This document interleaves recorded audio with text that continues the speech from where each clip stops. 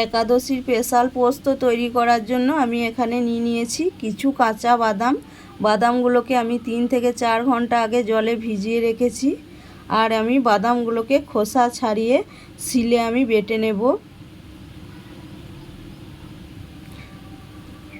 এখানে নিয়েছি আলু। আলুটাকে আমি ছোট ছোট করে কেটে নিয়েছি। গ্যাসে একটা কড়াই বসিয়ে নিয়েছি, তাতে দিয়ে দিয়েছি সূর্যমুখী তেল। তেল গরম হয়ে গেছে, এবার আমি দিয়ে দেব কেটে রাখা আলু। এবার আমি আলুটাকে 2 থেকে 3 মিনিট নাড়াচাড়া করে নেব। আর এই অবস্থায় গ্যাসের ফ্লেমটাকে মাঝারি টু লোয়ে রাখতে হবে। এবার আমি দিয়ে দেব জল।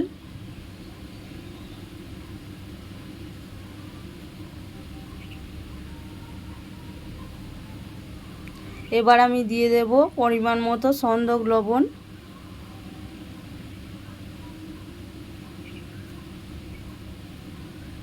এবার আমি দিয়ে দেব গোলমরিচের গুঁড়ো। এখানে আমি হাফ চামচ দিয়েছি।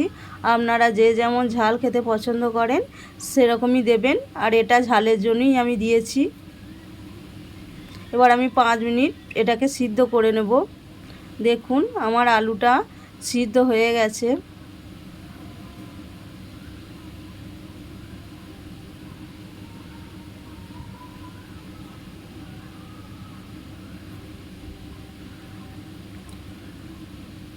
বাদামটা যে আমি ভিজিয়ে খোসা ছাড়িয়ে বেটে নিয়েছি, এবার আমি এই আলুতে দিয়ে দেব। আর বাদামের পরিমাণটা আপনারা কম বেশি নিতে পারেন।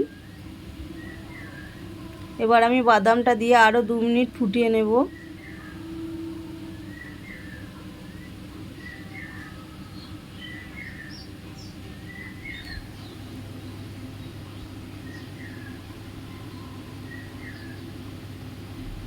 এই অবস্থায়ও গ্যাসের ফ্লেমটাকে মাঝারি টু লোয়েই রাখতে হবে।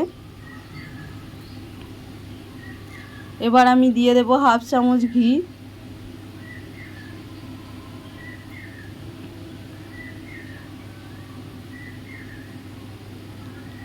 ঘিটাকে দিয়েও আমি কিছুক্ষণ নাড়াচাড়া করে নেব।